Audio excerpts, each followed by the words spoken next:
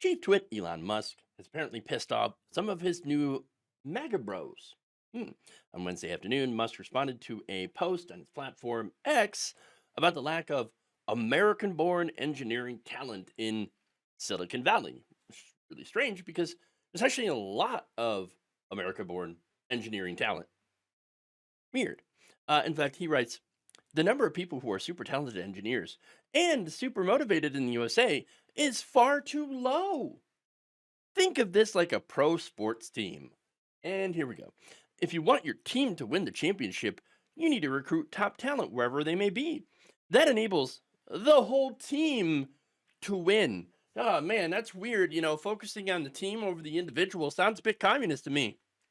I'm just saying. I'm just saying. Pink-haired communist.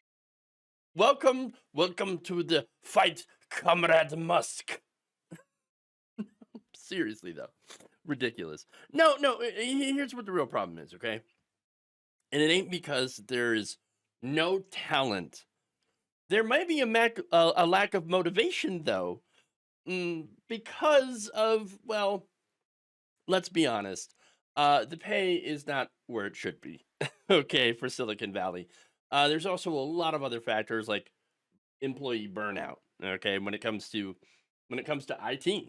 And so, look, one of the problems, though, as I mentioned before, the high cost of living in Silicon Valley. All right. Look, in San Jose, for example, the price of basic necessities has increased dramatically over the last few years, according to a study by Doxo Insights.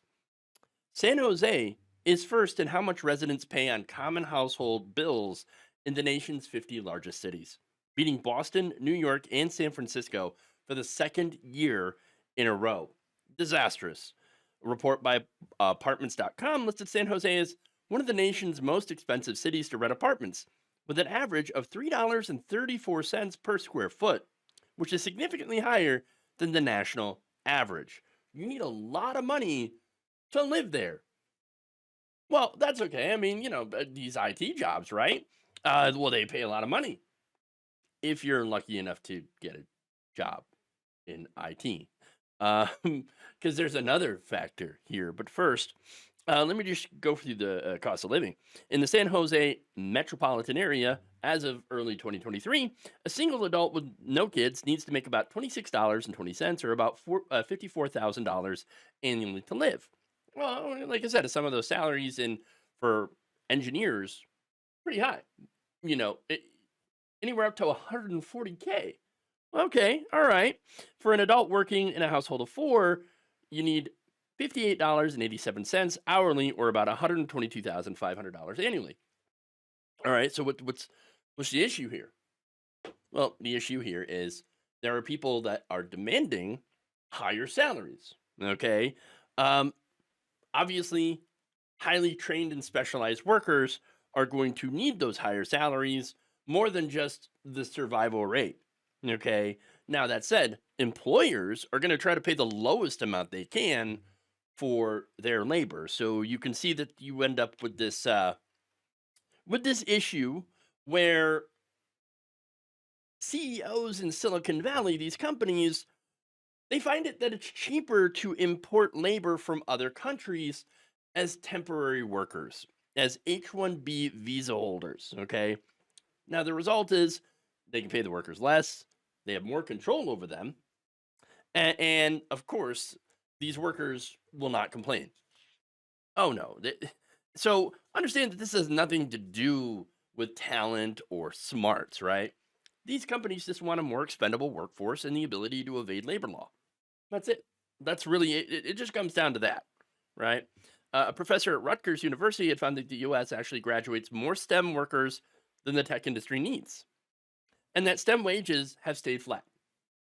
For every two students that US colleges graduate with STEM degrees, only one is hired into a STEM job. In computer and information science and in engineering, US colleges graduate 50% more students than are hired into those fields each year. Of the computer science graduates not entering the IT workforce, 32% say it's because those IT jobs are unavailable. And 53% said that they had found better job opportunities outside of IT occupations, meaning that either, hey, well, there's not enough jobs because they're bringing in a lot of immigrants over from India to fill those jobs, right?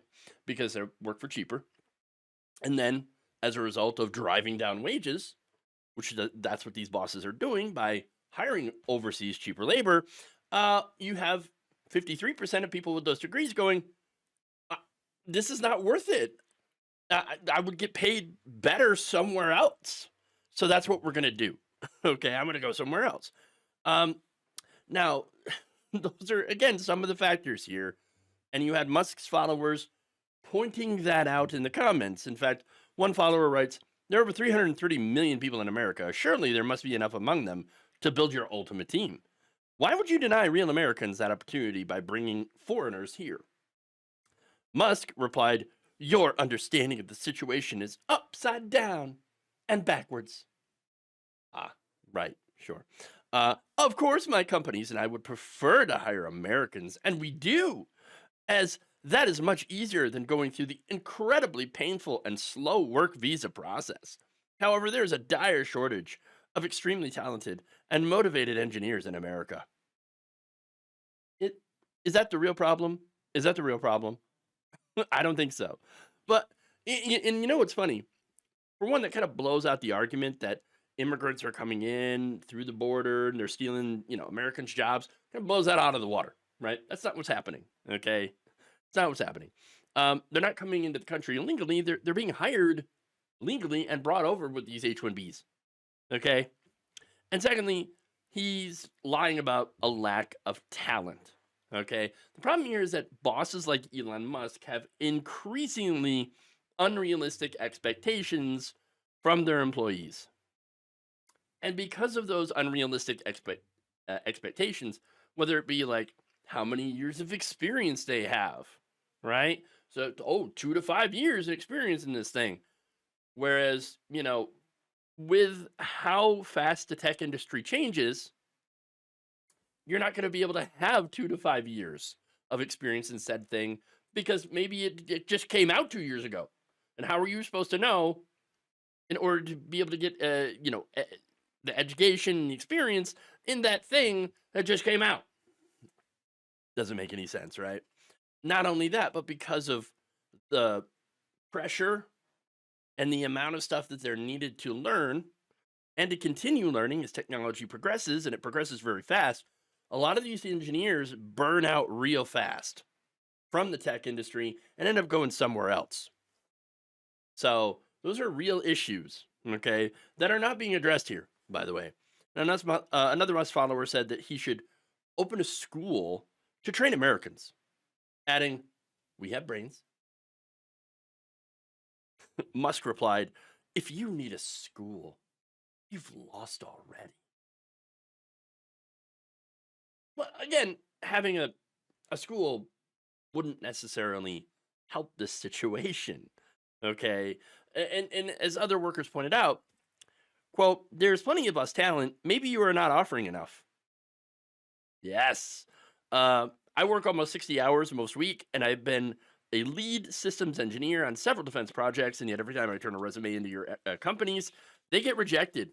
I've been told it's because of my salary. Another points out wages are too low because they are being systematically replaced by foreigners. You're going to lose a lot of political capital on this issue, bro. I see tech companies laying off high-skilled tech workers all over the place the past couple of years, wrote another. I am an engineer of 10 years with plenty of friends that can't even get an interview after months and months. Where are you getting this information? Here is a great example of the disconnect between workers and the bosses.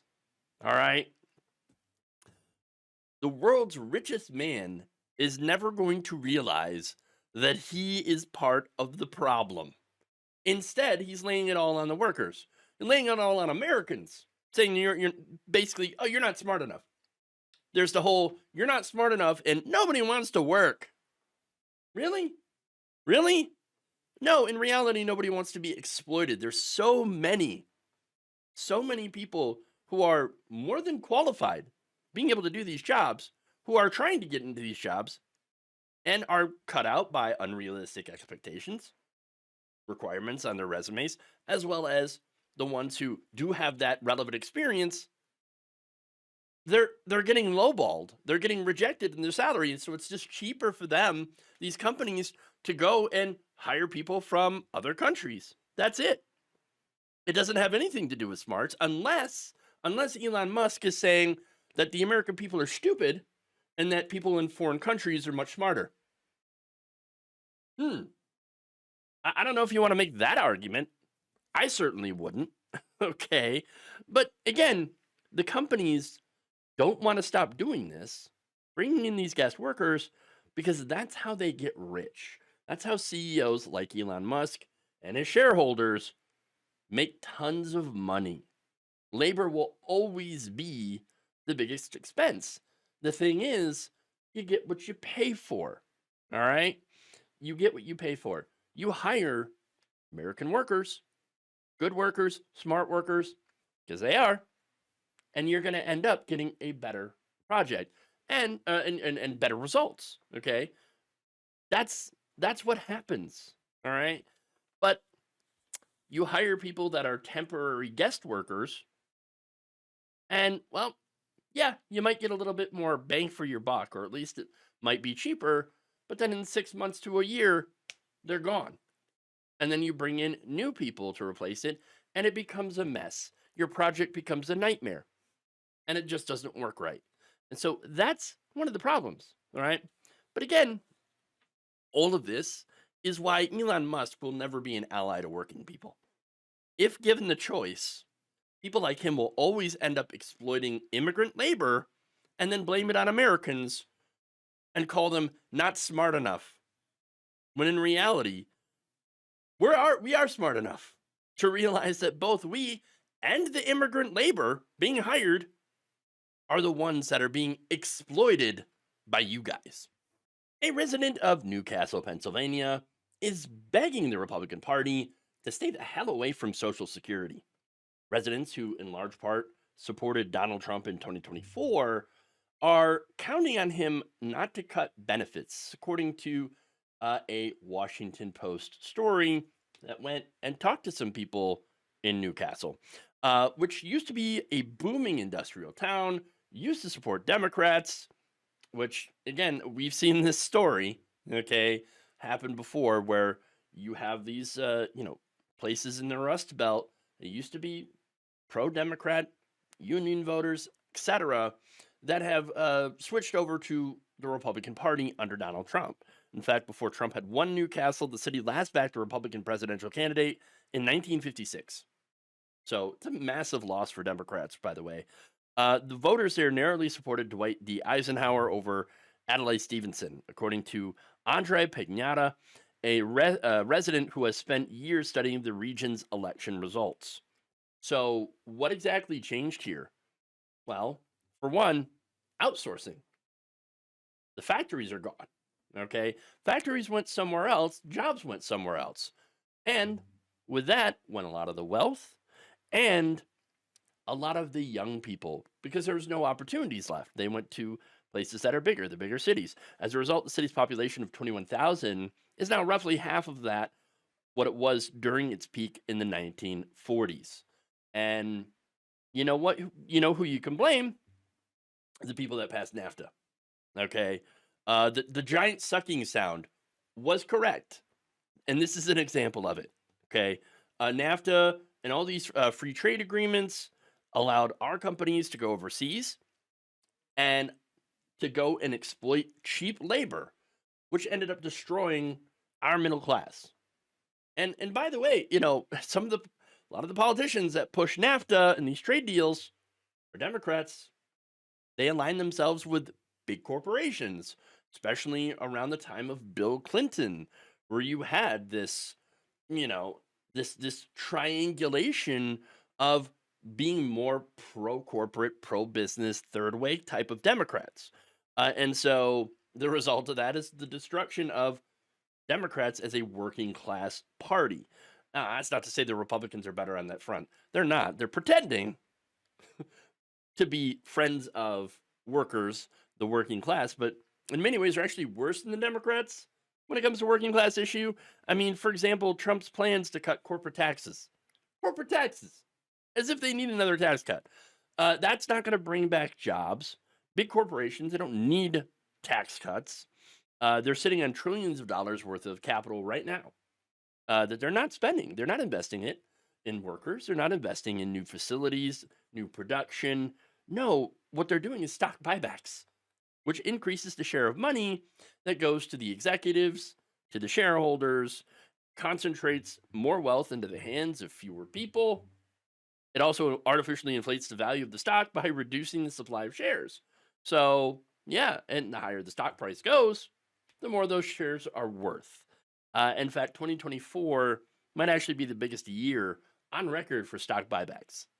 So, yeah, that's the reality here. Okay. That said, as a resident here who plans to switch to becoming a Republican, all right, and back Trump. Now, that's despite disagreeing with him on social issues. I'm guessing LGBTQ rights, trans rights, etc., which Trump and the Republican Party are not good on. They're terrible on.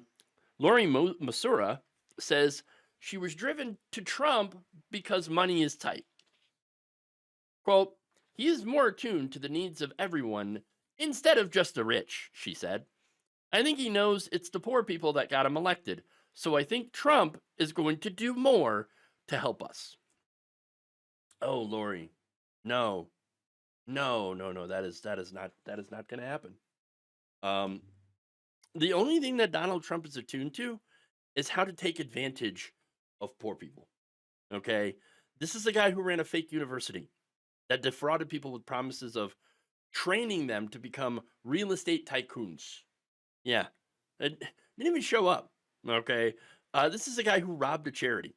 All right, this is a guy who was selling $60 shoddy Bibles. All right, made from very, very cheap materials. Okay, this is not someone who's an ally to the working class, to the poor. This is not somebody who is going to help the poor. This is somebody who is going to try to take advantage of the poor because that's what he's done his entire life. Now, that said, she pleads with him, saying, quote, we helped get you in office. Please take care of us. Please don't cut the things that help the most vulnerable. Now, look, I hope she does. I hope he like listens to her, because I don't want to see these. I don't want to see people suffer. I don't want to see people lose benefits and things like that. But that's the first thing the Republicans are going to come after. Okay. Now, Trump Republicans, they say, well, we're not going to touch Social Security. We're not going to touch Medicare. Yeah, well, that's what they're saying. But the devil's in the details, right? And when it comes to the details, we know that Donald Trump, not a friend to Social Security. In fact, you also, and the Republican Party, Trump's Department of Government Efficiency task force headed up by Elon Musk and Vivek Ramaswamy, who are both billionaires, has already pledged to cut more than $2 trillion from the federal budget. Problem with that is that there's no possible way to do it without going after Social Security and Medicare, which I don't need to remind you, Social Security does not add a penny to the debt. So you can't really cut, or get rid of the debt by going after Social Security. No, it's ridiculous. Every one of these slimy politicians, and I think a lot of these unelected bureaucrats, they actually know this, but I think they bank on you not knowing this, okay? And why is that? Because at the end of the day, they want to steal from the trust fund. Why? Well, they want to fund tax cuts for the rich. And then they want to privatize funds that your retirement money goes to Wall Street hedge funders to play with. And that's it.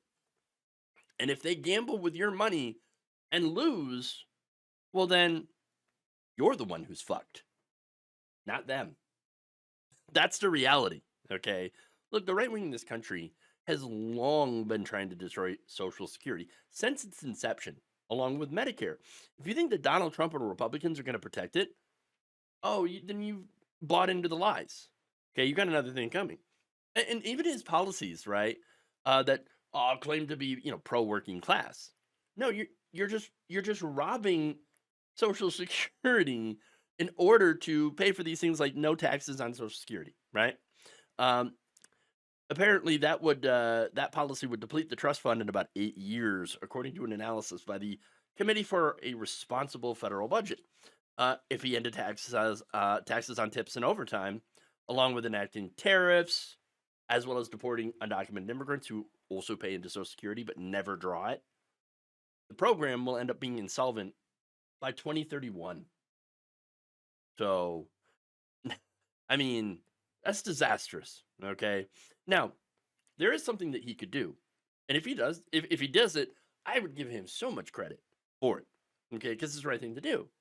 If he could lift the tax cap on earnings, right, which currently sits at $168,600 a year, right? So that's how much maximum people have to pay. And so rich people, Jeff Bezos, Elon Musk, all of them pay that much into it and then don't have to pay a penny more into the trust fund.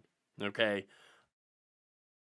If you were to lift that cap to $250,000, well, that would make the program solvent for the next 75 years and allow for an expansion of benefits. People would end up getting more Social Security benefits.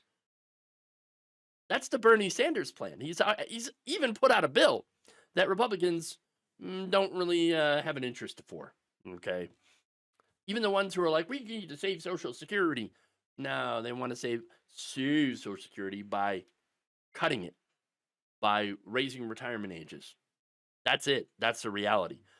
Now, the thing is, if you really, really were serious about making it solvent into the end of time, you could just scrap the tax cap completely.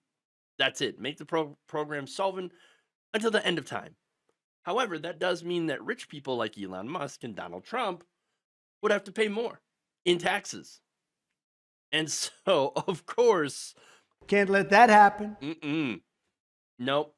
If anything, Donald Trump is planning on the fund running out completely, and the Republican Party planning on running it out completely and then scrapping it and then turning the program over to his rich friends. You think the GOP, if you think that Donald Trump are looking out for poor people, for the vulnerable, then I'm sorry, either you have not been paying attention, and that's understandable, or you have been lied to by the fake news media. The current Republican Party claims to be anti-war, unless, of course, it's for stupid reasons. Kellyanne, the American people have given President Trump a mandate. They are tired of our nation not putting Americans first.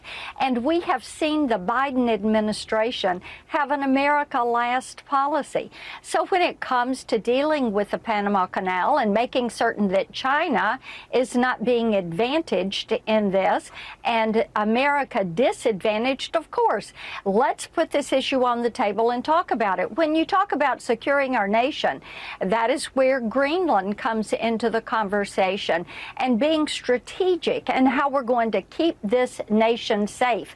That is what Americans want to see.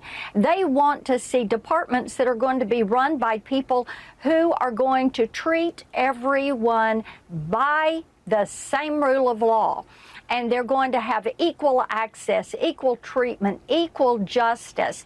So President Trump has a mandate. It is going to be up to the U.S. House and the U.S. Senate, both in Republican control, to make certain that we take action, that we support President Trump, and that we get things done for the American people. President Trump has a mandate. I would hardly call winning 1.5% in the popular vote a mandate, but okay, sure. Yeah, I'll give it to you. He won. He won something. That said, I seem to recall that it wasn't Donald Trump traveling around with the Cheneys who ended up getting us into disastrous wars. So then tell me why a man who was supposed to be anti-war, is threatening the sovereignty of Panama. Just saying. And not just Panama, but also Canada. Also Greenland. I mean, just in the last few days, Trump has said that he wants to purchase Greenland from Denmark and operate it for defensive purposes. What, wait, what are we using Greenland for to defend against? Reindeer? I don't understand. Like, where's the threat coming from that you would need Greenland? Okay, and not only that, but threatened to take back the Panama Canal from Panama over so-called exorbitant prices for passage. And look, it's not just Blackburn that's in favor of Trump's apparently expansionist plans. I mean, talk about making Canada the 51st state. Ridiculous, right? But it's not just him; it's also some of his followers. Look at that map. We have 2 years left to bring this map to life in time for our 250th birthday. What? What is this? What is going on here? Yeah, look, I don't think America first is supposed to mean being an imperialist nation. I mean, I don't think that's what Americans voted for. Uh, I think they voted for no new wars instead of the United States just randomly attacking Panama as well as Mexico, of which Marjorie Taylor Greene has talked about, and other Republicans. Ridiculous. No, the New York Times had reported that according to Trump's campaign research, up for grabs voters were about 6 times as likely as other battleground state voters to be motivated by views of Israel's war in Gaza. Now, why does that matter? Well, it's because the popular opinion on that war is that the United States should not be supporting the genocide that's going on there. Okay. What has Donald Trump said about that? He wants to let Israel finish the job, which means finishing the job of genocide. Okay. Look, Donald Trump's not anti-war at all. During his time in office, Trump escalated the bombings in the Middle East, gave a blank check to Saudi's aggression of Yemen, withdrew from the Iran nuclear deal, and renewed the arms race with Russia. Now, did the Democrats point that out? Democrats have been equally pro-war. So, not only that, but look, during Kamala Harris's campaign, the Democrats ceded the point and decided, you know what, we're going to go more militaristic. Kamala Harris talked about ensuring that we have the strongest, most lethal fighting force in the world, as if that's what Americans were really looking for. No, like, nobody, like, the thing that the Democrats completely missed here is that no one likes neocons. Not even Republicans, okay? No one likes neocons and their foreign policy unless you live in the Beltway or you work for the defense industry, which most likely it will be both, okay? It's one of the few things that Trump voters and progressives have in common is the fact that we both do not like the fact that our government is addicted to funding wars at the detriment of our own citizens. Turns out, yeah, we could actually use the money that we're sending to Israel to fund healthcare, to fund, to bring down the price of drugs, to fund education, But again, Republicans want to shove more money into the defense industry as well as Democrats. And so that's a big problem here. You have so many defense contractor lobbyists on Capitol Hill. It's insane. Now, that said, I don't think Trump cares. I think that he would rather be seen as tough. So there's no chance of not, funding the military. And he's threatening Central America. He's reposting memes of the United States taking over Canada. And he wants Greenland for, again, defensive purposes. Oh, my God. Now, look, Greenland does hold some strategic value because of the location and its resources in the Arctic, right? But that said, we already have a base there. I know, like, we got bases everywhere. So apparently that's not enough. Donald Trump wants to buy the whole island for some weird reason. Apparently because it's large. In fact, reporters Suzanne Glasser and Peter Baker said had quoted Trump saying, "I love maps." Oh boy. And I always said, look at the size of this. It's massive. That should be part of the United States. Talking about Greenland. Talking about Greenland. Oh my God. Water, big water, Everything's ocean big. water. Everything's big. He likes things that are big. I wonder why. And by the way, it's not even that big. I mean, maps kind of distort how large Greenland actually is. Especially ones that are flat. So you have the flat maps that kind of distort the sizes. And by the way, the same flat maps tend to make Africa smaller, depicted smaller than it actually is.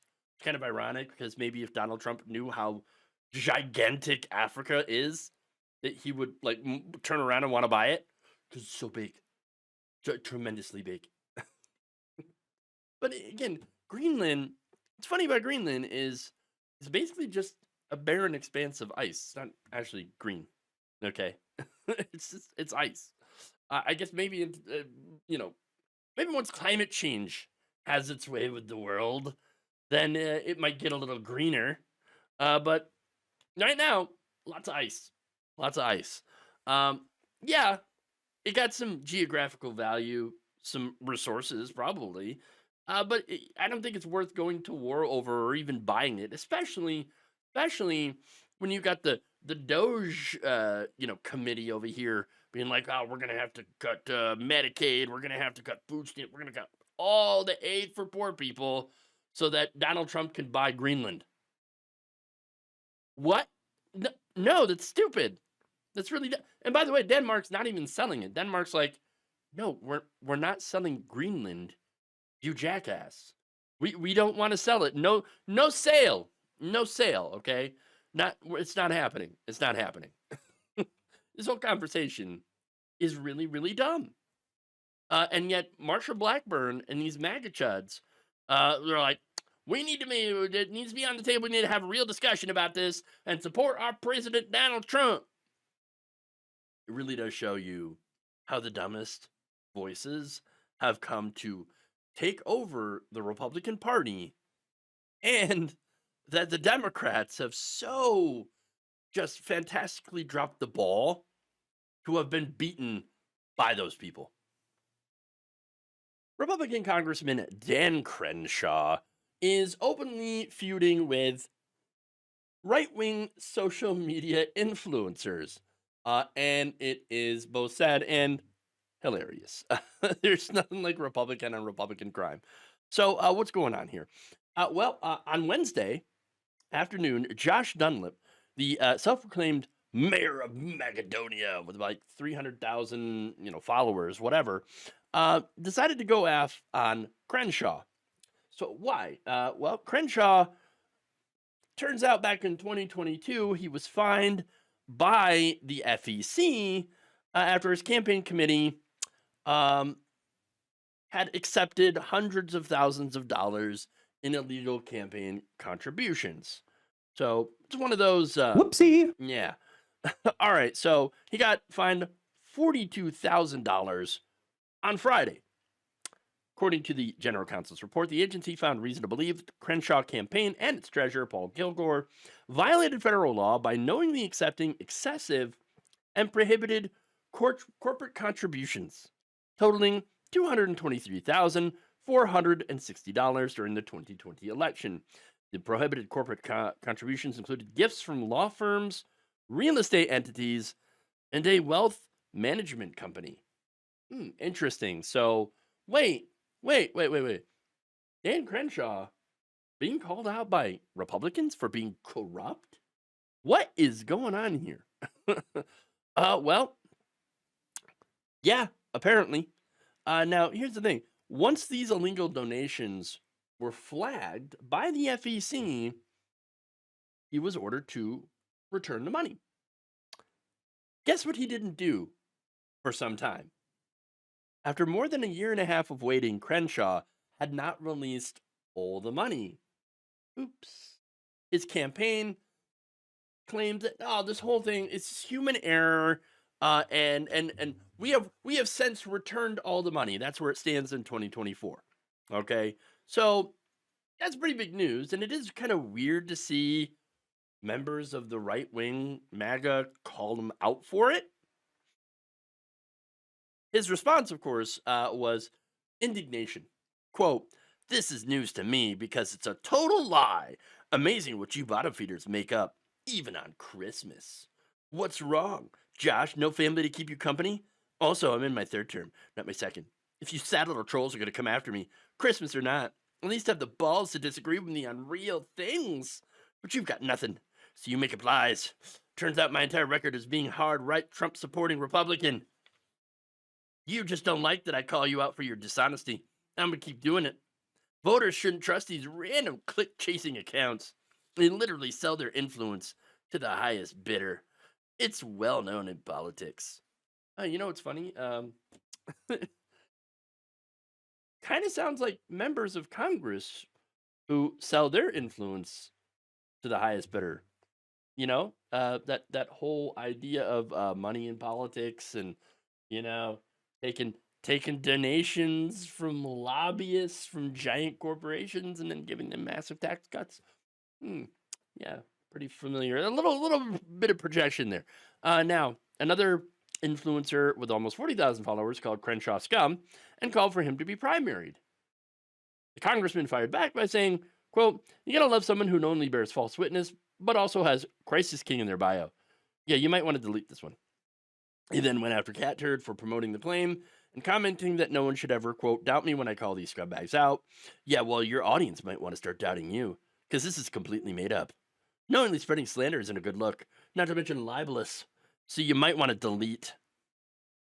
Okay, so first off, there's nobody on that's good on either side.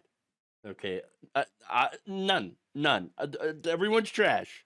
Everyone's trash. But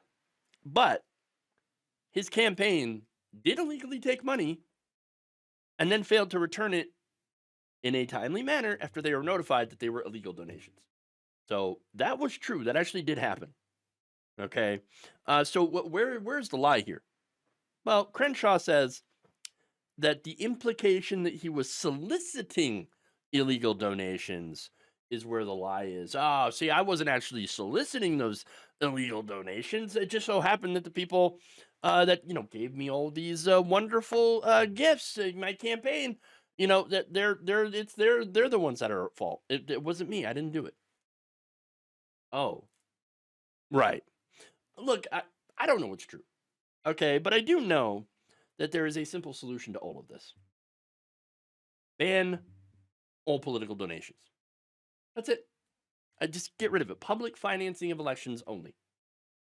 That's it. Problem solved. You end that corruption by getting rid of all private political donations. It's such a simple solution. But of course, there's some very powerful interests that are against that whole idea.